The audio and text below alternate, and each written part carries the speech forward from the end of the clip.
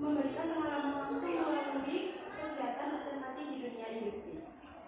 Melalui proyek penyusunan laporan stop dan menggunakan metode first in first out dan moving average dengan bantuan Microsoft Excel atau spreadsheet, siswa dapat mengembangkan kemampuan teknis sekaligus memperluas wawasan mengenai proses kerja yang sesungguhnya. Profil toko minimat, nama usaha toko minimat, alamat Jalan Pelabuhan nomor 3, Gor, Jalan Kerajaan, Kecamatan Sukun, Kota Malang, Jawa Timur. Jenis usaha retail barang kebutuhan pokok. Spesifikasi menjual barang dalam kebutuhan pokok seperti makanan kemasan, minuman botol, sembako, dan lain-lain untuk memenuhi kebutuhan masyarakat. Sejarah dari toko ini adalah toko minimat didirikan pada tanggal 21 Maret 2025 oleh Bapak Widianto sebagai usaha perseorangan yang bergerak di bidang penjualan kebutuhan sehari-hari.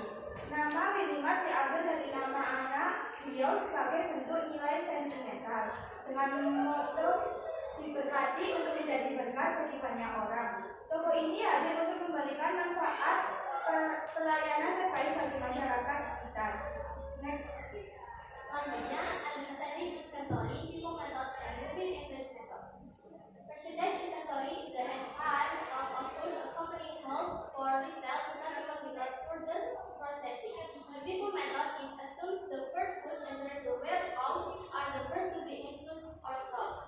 Meanwhile, the moving average method uses the average purchase price of all existing inventory to calculate the value of outgoing inventory. Jadi persediaan barang dagang adalah stok barang yang dimiliki oleh perusahaan yang kemudian dijual kembali tanpa melontar atau diproses lebih lanjut. Selanjutnya, FIFO method atau first in first out adalah metode pencatatan barang persediaan dengan mengasumsikan barang yang pertama kali masuk itu adalah barang yang pertama kali dikeluarkan. Sementara itu, moving average method atau rata-rata bergerak itu persediaan dari harga beli rata-rata dari seluruh persediaan yang kemudian dihitung rata-ratanya untuk mengetahui nilai yang akan dikeluarkan atau dijual. Bukti pendukung atau sebagai evidence of rejection. Berikut di sini kami menyampaikan dua contoh antara contoh bukti pembelian dan contoh bukti penjualan. Contoh bukti penjualan di sini dibentuk dalam bentuk tabel Excel. Ini yang penjualan ini kemudian. Nampak ya, tapi kayaknya nggak bisa soalnya.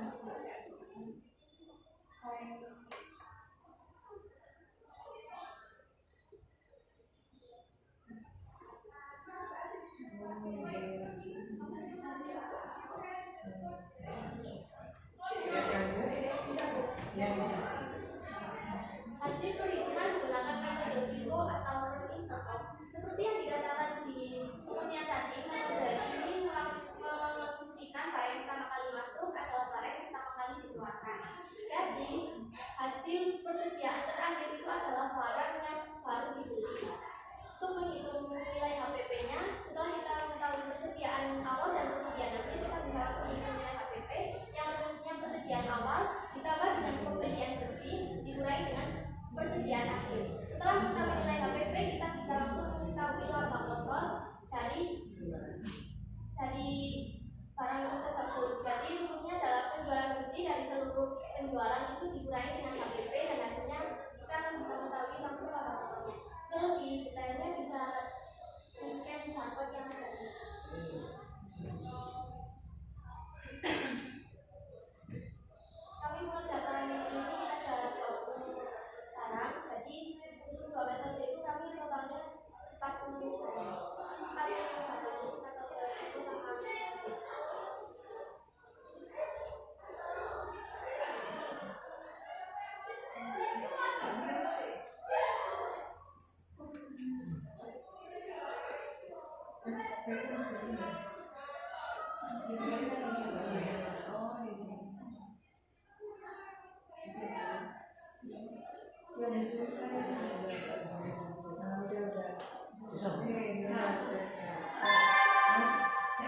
Saatnya istirahat. It's time to have a break. Selanjutnya hasil perhitungan menggunakan moving average seperti yang dikatakan di apa namanya di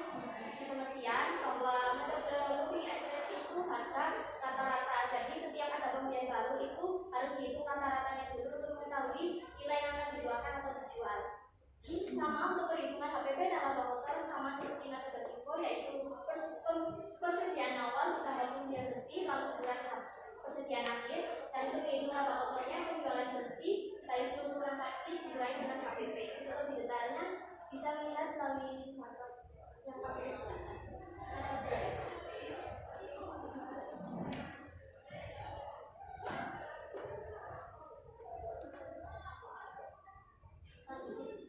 Comparison of two methods. Perbandingan dua metode.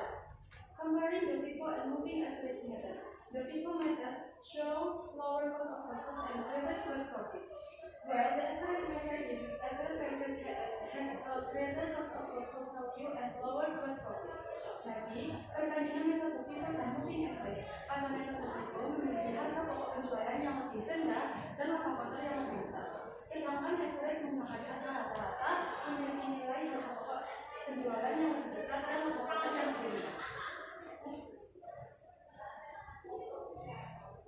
Kesimpulan, dalam pencatatan stok opening di Kominfo, seluruh bukti transaksi penjualan dan pembelian diambil dan dicatat secara jujur apa adanya. Sikap ini mencerminkan nilai yang mana dalam agama karena setiap data dijaga kebenarannya. Dari sisi PJOK, kejujuran tersebut menunjukkan sportivitas dan kedisiplinan dalam mengikuti aturan. Dari perspektif PPKN, tindakan ini menggambarkan penerapan nilai Pancasila dengan bersikap adil, tertib, dan menghargai hak milik orang lain. Setelah kita melaksanakan observasi, kita juga menemukan beberapa saran. Kita membagi saran menjadi 3 untuk perusahaan industri, untuk siswa, dan juga untuk pihak sekolah. Bagi perusahaan, yaitu melakukan pencatatan stok dengan lebih hati-hati dan juga lebih konsisten. Bagi siswa, yaitu meningkatkan kerjasama tim selama kegiatan pencatatan agar bisa lebih kompak dan juga diselesaikan sesuai batas waktu yang telah ditetapkan. Bagi pihak sekolahan, yaitu menyelenggarakan kunjungan industri guna memberikan pengalaman nyata terkait proses pengelolaan persediaan. Demikian materi yang dapat kami sampaikan. Kami mempersilahkan Bapak Ibu Guru Penguji untuk memberikan pertanyaan, masukan maupun tanggapan. Terima kasih dan sukses.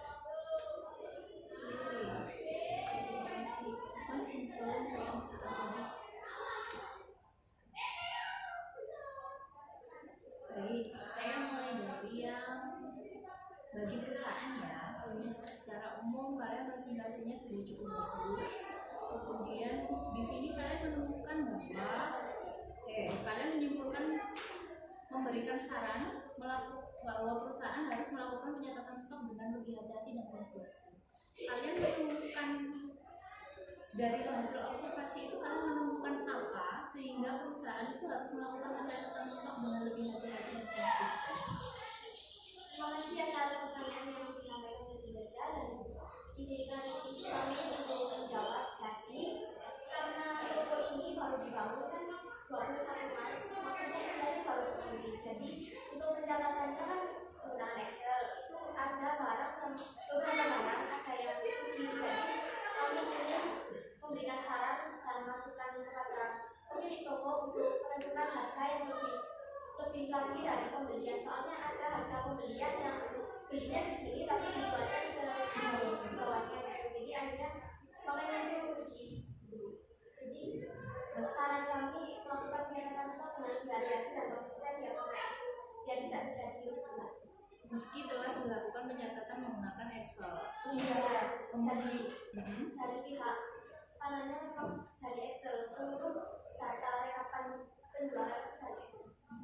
Kemudian kalian yang mengenalkan FIFO average. Oke.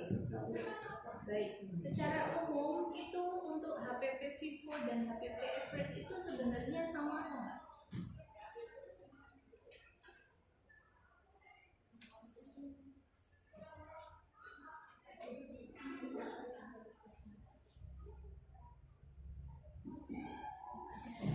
Secara umum, ya. Secara teorinya, FIFO dan average itu sama enggak? HPP-nya.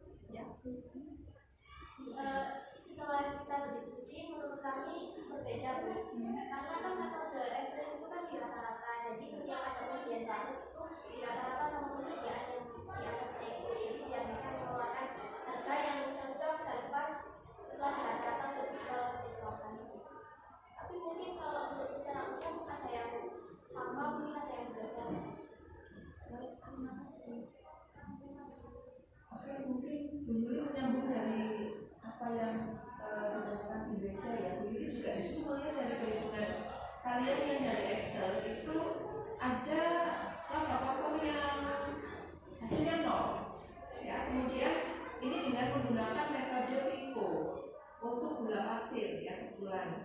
Nah, ini mungkin bisa dijelaskan kenapa kok di sini penjualan besi bisa sama dengan HPP-nya. Padahal kalau kita secara umum dari apa yang kita observasi, semua pedagang pasti mencari untung. Jelas ketika dia menjual barang itu harganya akan lebih tinggi dari harga belinya kan. Nah, ini kok bisa lambda potong itu bisa 0, itu bisa dijelaskan. Terima kasih atas pertanyaan dari Yuli. Izinkan kami menjawab.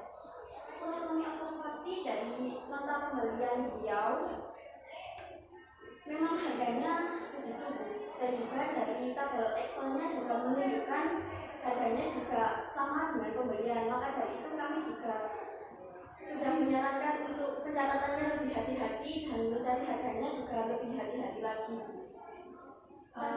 Karena kebanyakan di sana juga mengalami kerugian dan tidak mendapatkan laba ataupun tidak mengalami ruginya itu banyak, Bu. Jadi 4.000 itu jadi kayak 3.000 gitu. Turunnya itu banyak di situ. Jadi yang kalian observasi memang banyak kerugian mungkin karena tidak menelusuri ya dari harga pokok asalnya, terus tiba-tiba dia jual dengan harga ya seingatnya aja gitu ya. Oke, mungkin kalau dari hasil ini berarti nanti untuk tindak lanjutnya supaya kalian juga bisa memberikan input kepada UMKM tersebut, kalian mengajak sharing. Jadi terkait dengan apa yang menjadi kerugian usaha itu, kemudian ini dari analisa yang kalian hitung di sini, HPP-nya bisa 0 itu karena begini-begini. Jadi kalian bisa menjelaskan di situ. Jadi mungkin bisa ada umpan balik ya, saling respon dan saling memberikan masukan gitu. Oke, terima kasih, mungkin bisa dipilih. Ini kan saya bukan jabri ya Nak ya. Kalau kita di sini kan orang muslim, berarti di situ ada sertifikasi halal. Bagaimana kira-kira kita bisa mendapatkan sertifikasi halal kalau kita mau menjual barang itu biar tidak ada timbul rasa tidak percaya kepada barang itu.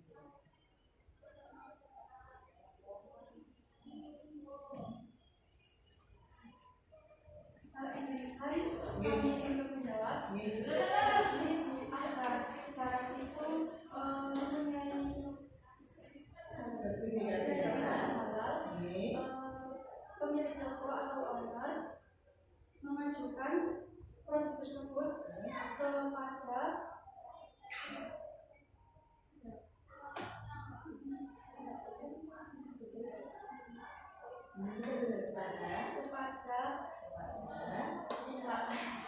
pihak yang wajib polisi.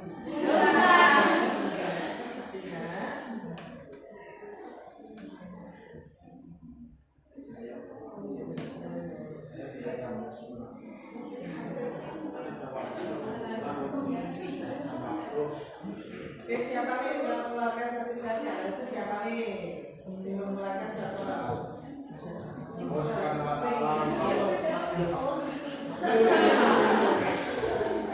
Siapa yang mengeluarkan siapa? Yang bisa ngedok jenenge oh iya sah halal itu sama sing ngedok itu sama jenenge.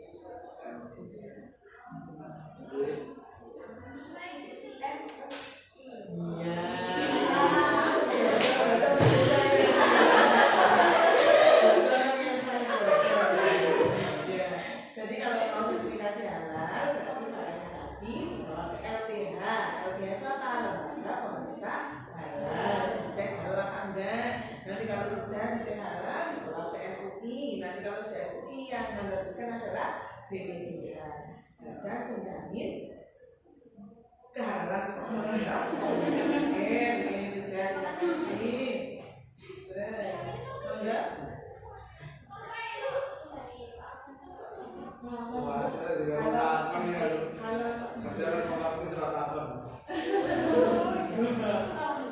Ya gini, saya nggak tanya, cuma saya luruskan aja.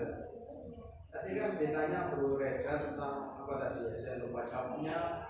Kayak menurut saya kok kayak dipaksakan. Kalau misalnya aplikasi ini terkait aplikasi itu kan, tadi apakah yang punya toko sudah dikonfirmasi ini kok dijual lebih murah ini kenapa? Gitu kan? Sebenarnya nggak ada kaitannya sama sistem pencatatan. Ya, siapa tahu yang jualan itu dengan penuh kesadaran memang dijual di harga murah. Nah, karena mungkin ada opsi lain yang dia kejar bonus atau barangkali bonus yang dari yang kuasa gitu ya. Mungkin lebih tepatnya arah jawabannya artinya kenapa sih kok perlu diginikan ini biar lebih apa gitu ya. Nah, ada hal-hal yang mungkin yang potensi untuk bocor karena pencatatan yang kurang disiplin tadi.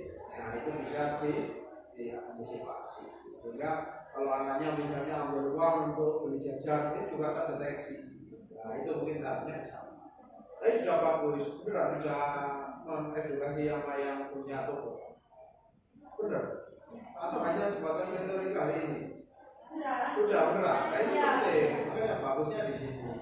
Jadi sebenarnya itu yang menjadi penting. Kita sedang berbagi hal baik ya, di luar sana, khususnya orang-orang yang tidak tahu. Karena yang kalian paparkan ini kan adanya hanya di lingkungan akademik. Ini perusahaan besar yang sudah menggunakan jasa konten yang akan pakai itu.